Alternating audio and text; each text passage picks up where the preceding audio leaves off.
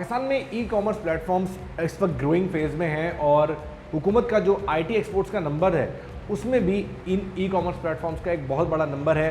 30 से 40% एक्सपोर्ट्स में जो है वो किरदार अदा कर रहे हैं। तो इन ई कॉमर्स प्लेटफॉर्म्स पे हुकूमत की जानिब से बजट 2026 में कुछ नए टैक्सेस लगाए गए हैं और उसके बाद इनको किन चैलेंजेस का सामना है, इस हवाले से बात करने के लिए इस वक्त हमारे साथ पाकिस्तान ई कॉमर्स एसोसिएशन के जो कराची चैप्टर के प्रेसिडेंट हैं शुएब भट्टी, वो मौजूद हैं और उनसे ही जानते हैं कि इस वक्त इन प्लेटफॉर्म्स को क्या चैलेंजेस हैं। अच्छा शुएब, गवर्नमेंट ने इस वक्त बजट में बहुत सारी चीज़ें ई कॉमर्स को लेके नई टैक्सेशन और नई रेगुलराइजेशन के हवाले से जो है वो इम्प्लीमेंटेशन किए हैं बहुत सारी चीज़ों का।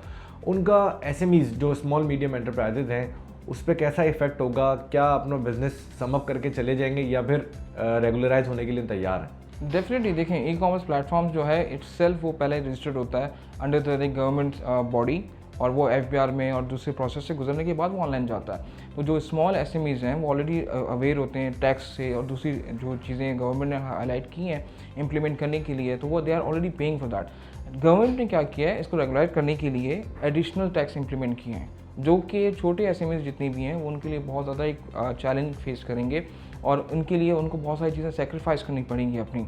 डेफिनेटली इसमें ये भी इकोनॉमी में बहुत हिट करेगा क्योंकि उनके जो प्रोडक्ट्स हैं, उनकी जो परचेजिंग है या उनकी जो सेलिंग पावर्स हैं वो उससे बहुत ज़्यादा इम्पैक्ट होंगी। अगर मैकेनिज़्म को समझा जाए तो पहले भी हमारे पास ऑनलाइन पेमेंट हमारे अकाउंट्स में ही आती हैं। अगर कैश ऑन डिलीवरी अगर होता है तो उसके बाद जो लॉजिस्टिक कंपनी है वो अकाउंट में ट्रांसफ़र करती है, वो कैश फ्लो हमें हैंड ओवर नहीं करती।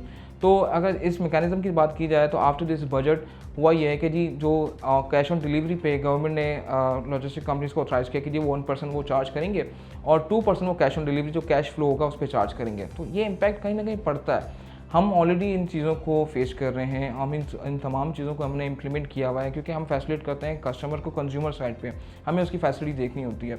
तो हम ऑलरेडी लॉजिस्टिक कंपनी या गवर्नमेंट बॉडी इन सब के साथ हम कोऑर्डिनेशन में थे और इनकी सारी रूल्स एंड रेगुलेशन को फॉलो कर रहे थे। दैट्स अ एडिशनल थिंग वो जो उन्होंने ई कॉमर्स एसोसिएशन को रिकॉग्नाइज करने के लिए किया है, दैट्स अ डिफरेंट थिंग। तो इससे बहुत ज़्यादा इम्पैक्ट पड़ेगा डेफिनेटली क्योंकि पेमेंट्स आपकी वेंडर को आपके बैंक से ही ट्रांसफ़र होती है। तो दे आर रियली अवेयर कि जी आप कितना स्पेंड कर रहे हो, कितना रिसीव कर रहे हो, उनको सारी चीज़ें रेगुलाइज हुई हुई हैं ऑलरेडी। बट जो छोटे लोग हैं जो इसी पे डिपेंड करते हैं कि जी हमें एक अच्छा अमाउंट आएगा, अब वो आफ्टर डिडक्शन आएगा। अच्छा, ई कॉमर्स का पाकिस्तान का इस वक्त टोटल नंबर ऑफ जो ई कॉमर्स रजिस्टर्ड प्लेटफॉर्म्स हैं वो कितने हैं और साथ ही साथ पाकिस्तान के जो इस वक्त ई कॉमर्स के जो प्लेटफॉर्म्स हैं उनकी इस वक्त मुल्क में कैसी उनकी मार्केट है और जो ऑडियंसेस हैं वो उस वक्त इन प्लेटफॉर्म्स पे जो काम कर रहे हैं वो कैसे देख रहे हैं इसको ओवरऑल? नंबर्स की बात करते हैं, मोर देन 200 के आपके ई कॉमर्स ऑनलाइन चल रहे हैं, एक बहुत बड़ा एक अमाउंट है ये, ठीक है। और इसके अलावा अगर आप इसमें स्मॉल एसएमईज़ ले लें तो बहुत सारे लोगों ने रिसेंटली भी स्टार्ट किया है। जो लोग कोर्सेज करके निकलते हैं अपने ई कॉमर्स स्टार्ट करते हैं अमेज़ॉन पे, ईबे और दूसरे प्लेटफॉर्म्स पे, वहाँ पे तो इनके नंबर्स 100 के से ज़्यादा ही हैं।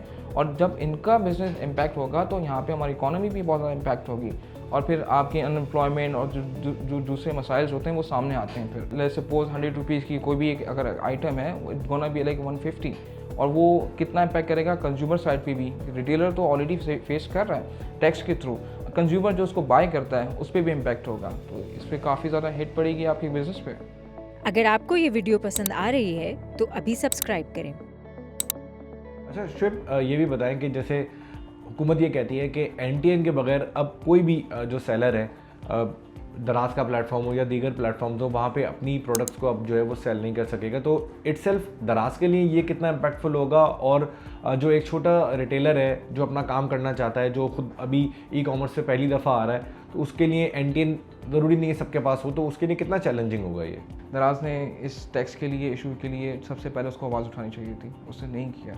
वो चाहता था कि जी जो लोकल बॉडी डील कर रही है वही हैंडल करती रहे और हम इसमें से फिर हम सॉर्ट आउट कर लेंगे जी कैसे उन्होंने फिक्स करवाया इसको। तो उन्होंने अभी तक कोई आवाज़ या ऐसे कोई रेज़ नहीं किया उन्होंने कि जी हम भी इसके अगेंस्ट हैं।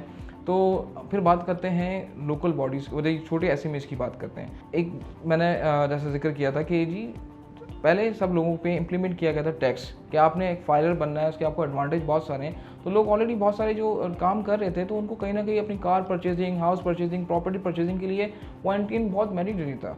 तो उन्होंने ऑलरेडी अपने आप को रजिस्टर्ड किया हुआ है। तो जब वो बिज़नेस ऑन करते हैं तो स्टार्ट करते हैं तो उसके बाद जिस प्लेटफॉर्म पे वो रजिस्टर्ड होते हैं वहाँ पे एंटीन की रिक्वायरमेंट होती है, तो वो ऑलरेडी रजिस्टर्ड हैं। तो अगर दराज जैसे प्लेटफॉर्म पे उनको रजिस्टर्ड होना पड़ेगा तो they already registered in FBR, और FBR के पास पूरा डाटा होता है कि कौन कितना बिजनेस कर रहा है और कितना उसके पास फ्लो है अमाउंट का।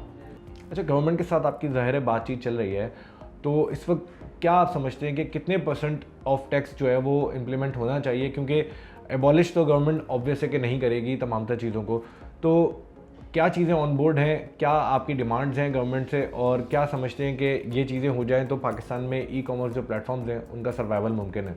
देखें, हमारा सबसे मेन एजेंडा यही है कि इसमें अमेंडमेंट्स हों। रीज़न ये है कि एज़ पर द पॉलिसी और वो इन तमाम चीज़ों सिनेरियोज़ को देखें कि जो कस्टमर कितना फेस करेगा इस पर, और जो रिटेल साइड पे छोटे SMEs हैं वो कितना फेस करेंगे। इन तमाम चीज़ों को देखते हुए गवर्नमेंट को ई-कॉमर्स एसोसिएशन के साथ एक टेबल टॉक करनी चाहिए जिसमें हम अपना प्रपोजल शेयर करेंगे और हम डेफिनेटली गवर्नमेंट को सपोर्ट करेंगे इन तमाम एक्शंस पे जो वो लेना चाहते हैं। देखें, अभी सपोज पेमेंट गेटवेज का जैसे बताया था कि जी 1% उस पर कैश ऑन डिलीवरी पर है, और अगर आप कैश ऑन डिलीवरी आप लोगे तो उसको 2% इम्प्लीमेंट होता है।